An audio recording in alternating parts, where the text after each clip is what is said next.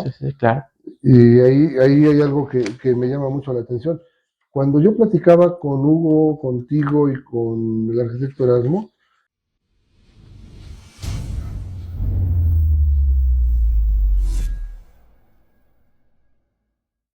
me hablaban de que a veces se requería mucha más coordinación con los municipios, con los presidentes municipales y con los padres, con los sacerdotes, porque las intervenciones que a veces autorizaban las administraciones municipales iban muy en contra de la política de Lina, ¿no? Un municipio autorizaba demoler determinado inmueble y sucede que tenía valor histórico. Entonces ahí había cierto conflicto entre las presidencias y ustedes.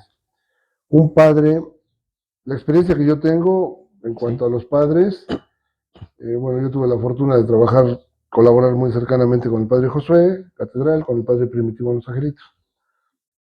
Pero me tocaron padres muy respetuosos del ámbito de ustedes, Sí, ¿sí?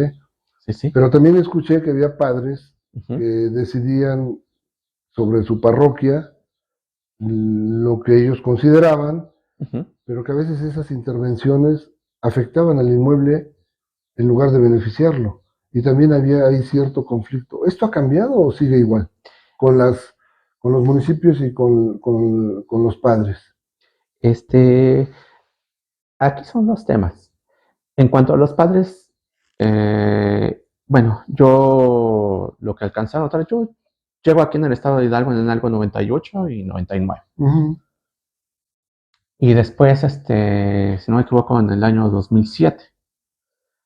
Entonces aquí como que notaba cierto Sí, desconocimiento y en algunos casos cierta renuencia de algunos padres para solicitar algún permiso o autorización del instituto. Eso era muy evidente cuando yo llegué, ¿no? Es lo que yo alcancé a percibir.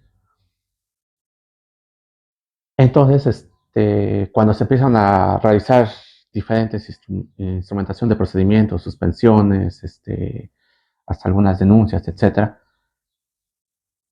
obviamente los padres de cierta forma informan la diócesis, al arquidiócesis. arzobispo. Entonces, ya como que iban teniendo ese tipo de percepciones de que, ok, pues mira, ya estamos teniendo problemas con el padre de aquí, con el padre de allá.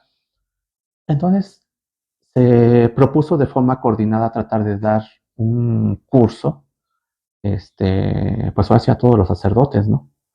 De cierta forma para, Estaba el arzobispo Domingo Díaz, ¿no? sí, de hecho O todavía don Pedro. se dieron dos asesorías en diferentes, épocas, no me acuerdo los años exactamente, pero justamente fue esa un poco la intención, ¿no? De Uh-huh. hacerles saber a los párrocos cuáles eran las obligaciones que tenían que realizar para poder realizar alguna intervención en sus parroquias, en sus templos, ¿no?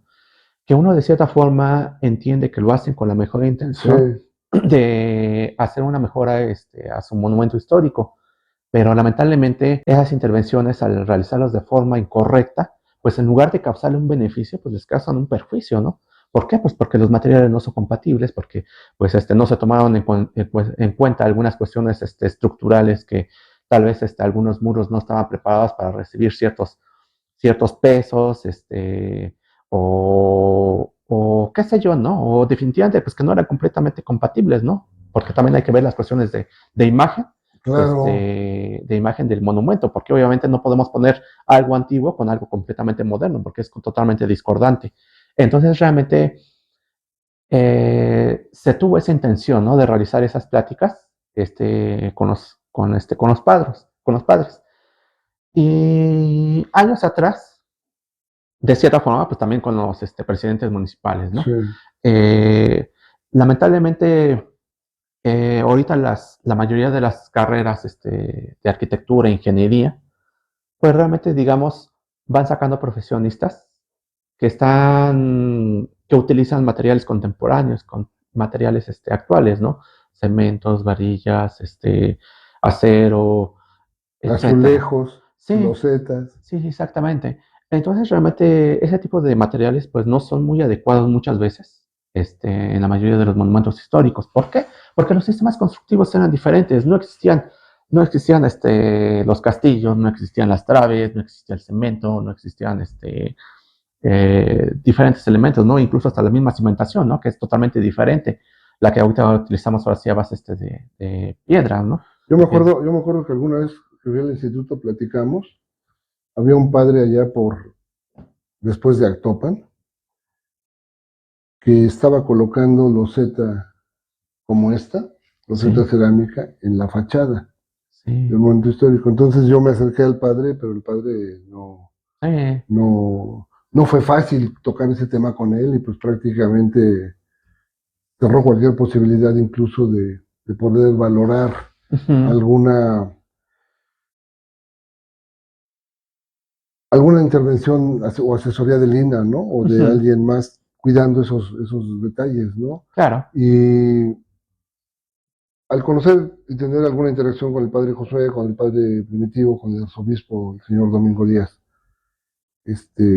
tuve contacto con algunos sacerdotes, ¿no? Entonces de pronto me daba la impresión que el sacerdote decidía muchas cosas de manera casi unipersonal Ujú, en su parroquia, ¿no? sí, Y, y eso es muy parecido a lo que han hecho también muchos presidentes municipales, que desde mi punto de vista a veces sí, deciden muchas cosas de manera unipersonal, ¿no? sí, Entonces, este tipo de asesoría de parte del INAH yo creo que da grandísimos, buenos resultados, ¿no?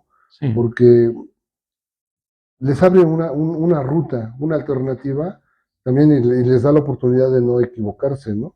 sí. O de equivocarse junto con el INAH, ahí Ajá. Sí, sí, pero sí, ya claro. la culpa Ya es menos. es menos, ¿no? Sí, Este, Tú saliste del INAH, ¿qué? El año pasado, ¿no? Creo, sí, sí, a el año finales de pasado. año. Entonces, todavía, digamos, están estas nuevas administraciones municipales. Ujú. ¿Hay algún programa que el INAH lleve a cabo de que cada cambio de administración municipal, prácticamente todas son al mismo tiempo, se acercan a los presidentes para tener este tipo de asesoría, este tipo de coordinación? ¿O es muy complicado por la propia dinámica de la administración municipal? Mire, eh, realmente depende de la política que tenga cada director del Ah, centro ok, INE Hidalgo. de acuerdo.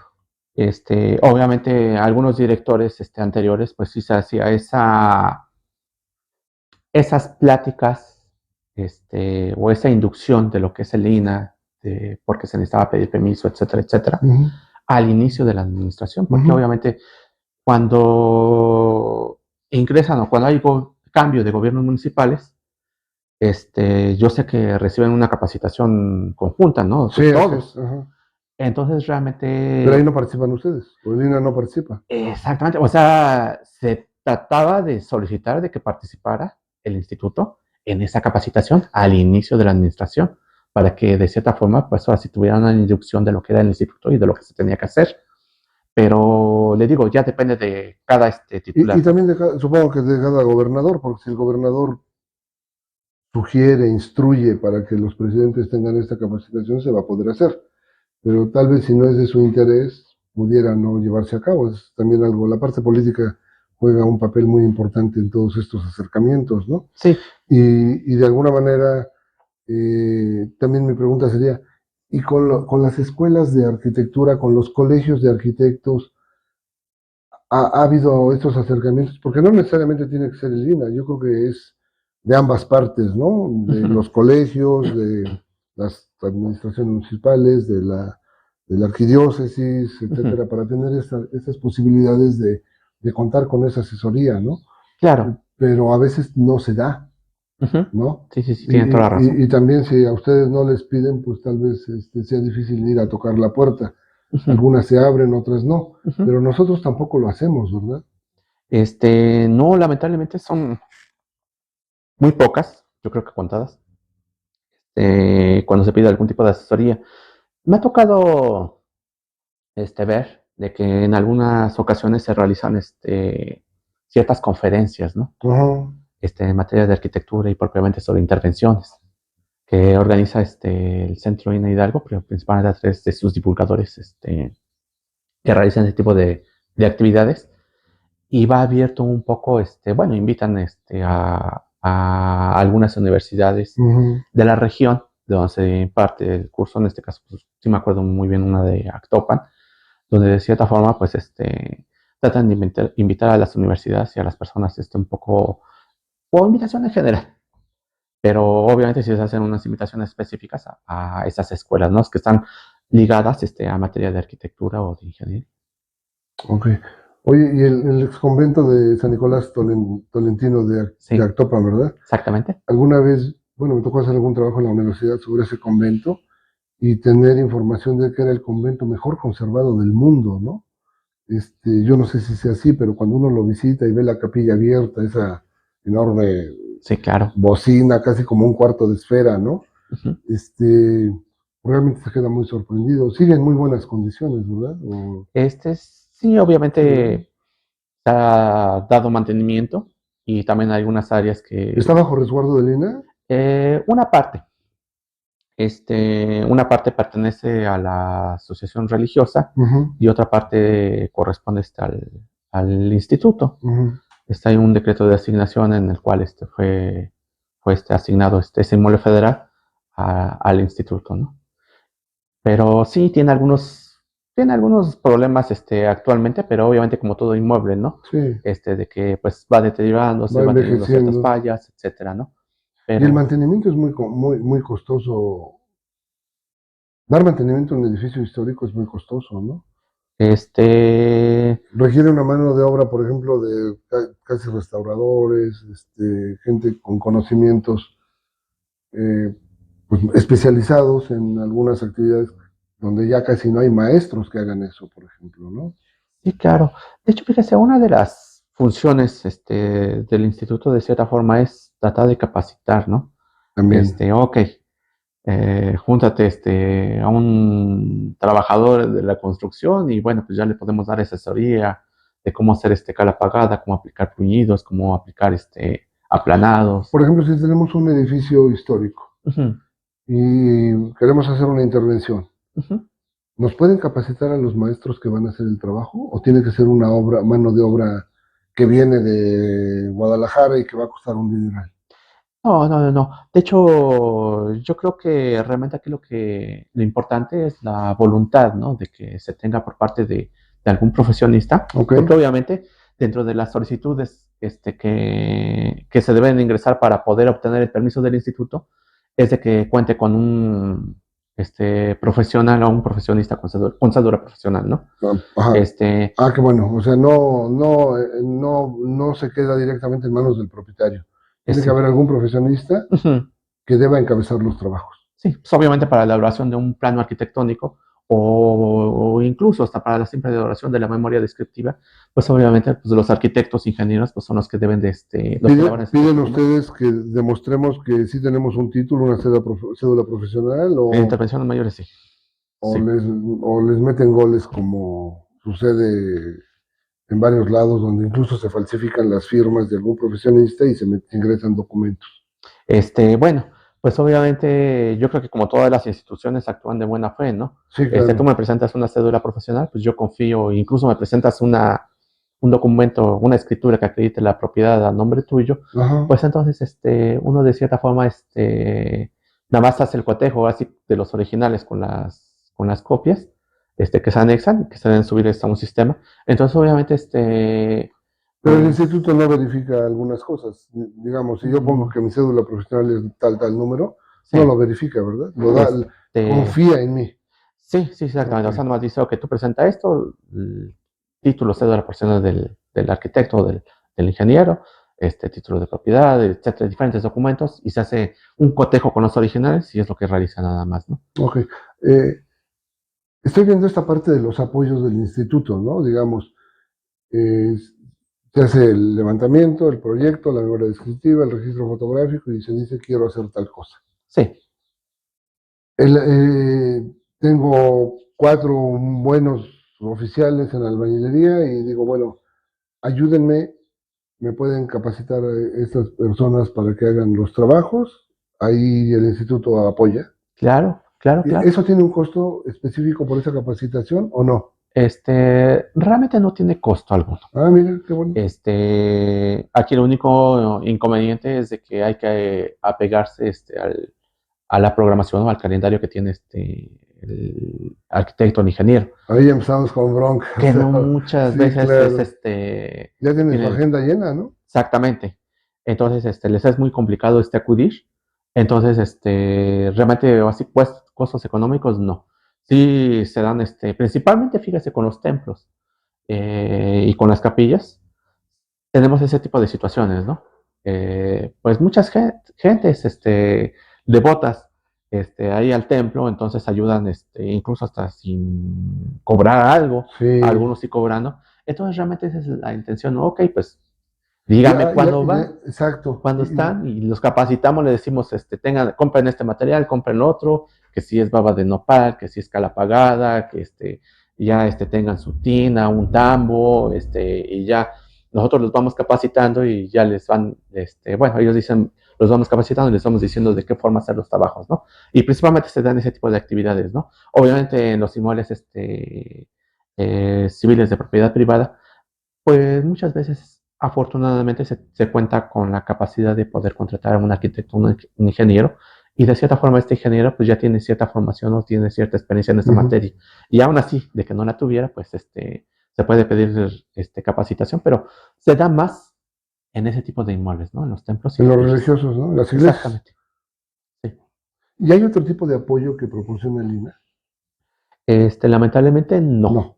pero sí la ley establece cierta posibilidad de que se otorguen la exención del pago del impuesto predial en los inmuebles considerados monumentos históricos y que se mantengan en buen estado de conservación, ¿no? Y eso, pero para eso tiene que haber una coordinación con el municipio, ¿no? Y el municipio, ¿lo acepta el municipio así tal cual o a veces tienen ciertos obstáculos para que el municipio acepte que un inmueble no va a pagar Claro que sí. predial?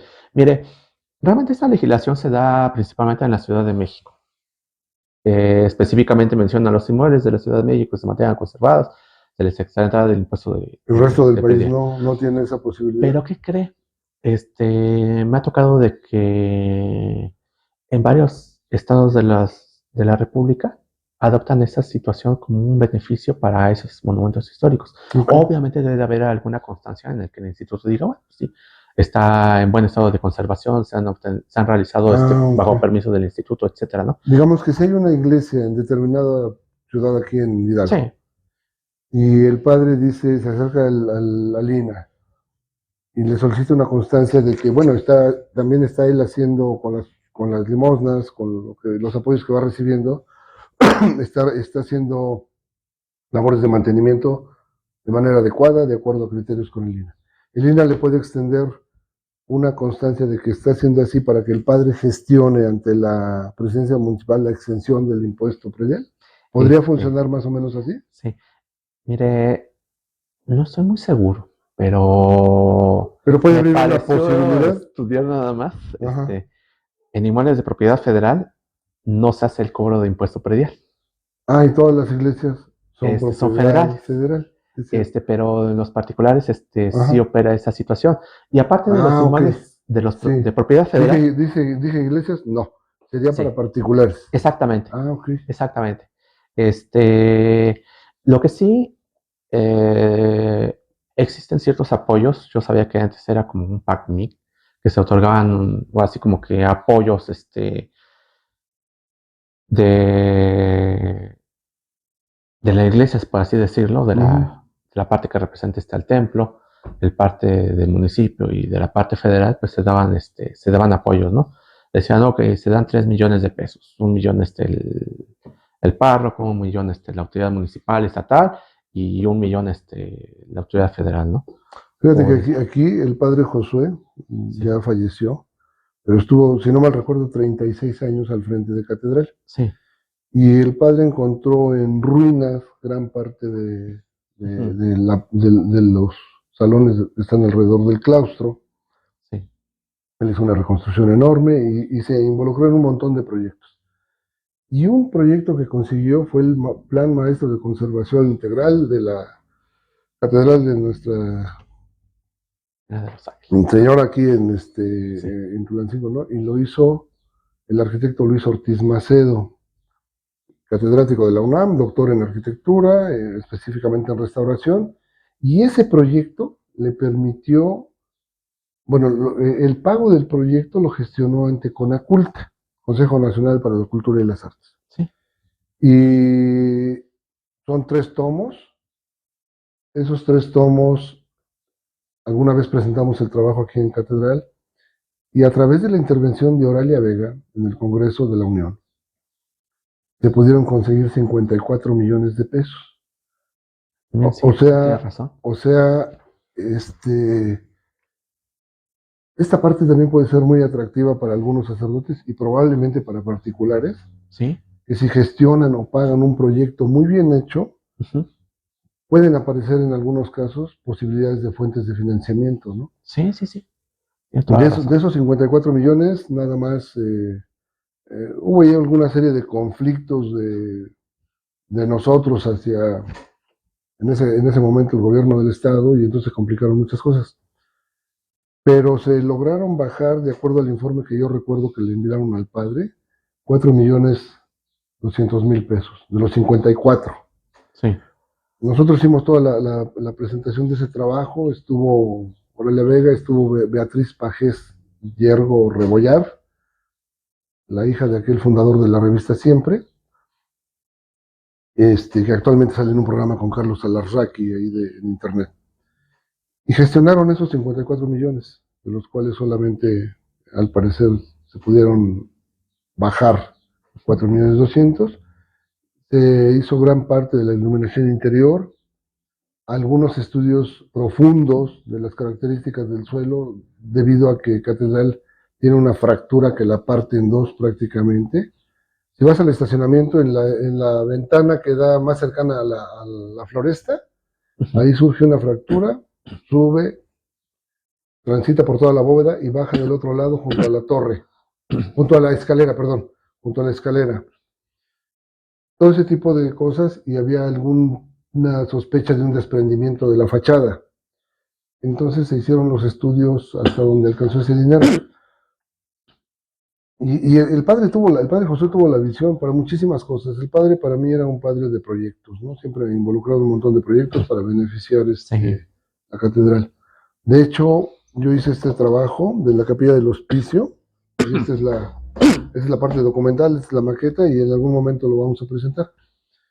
Pero también es esa visión de los padres, ¿no? Y esa Sí. visión de los particulares, Sí.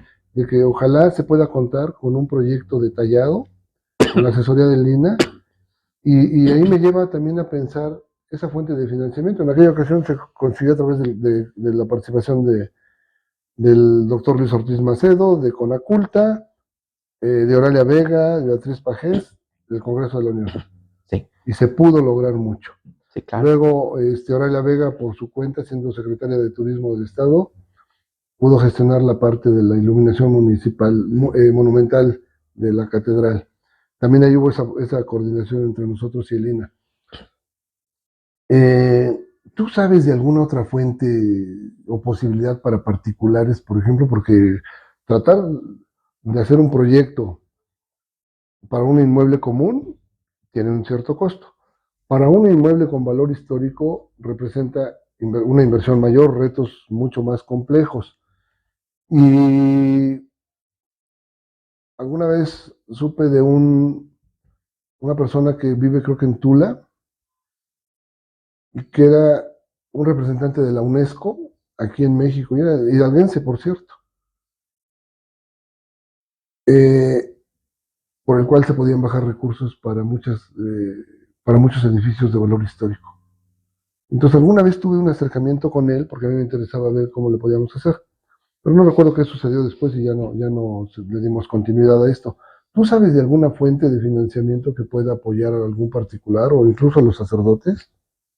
No. No, No, no, no, no, realmente no. Sé que, por ejemplo, luego en ocasiones, ciertas asociaciones, fundaciones, también. fundaciones, hacen, donaciones para restaurar, pero propiamente obras de arte, ¿no?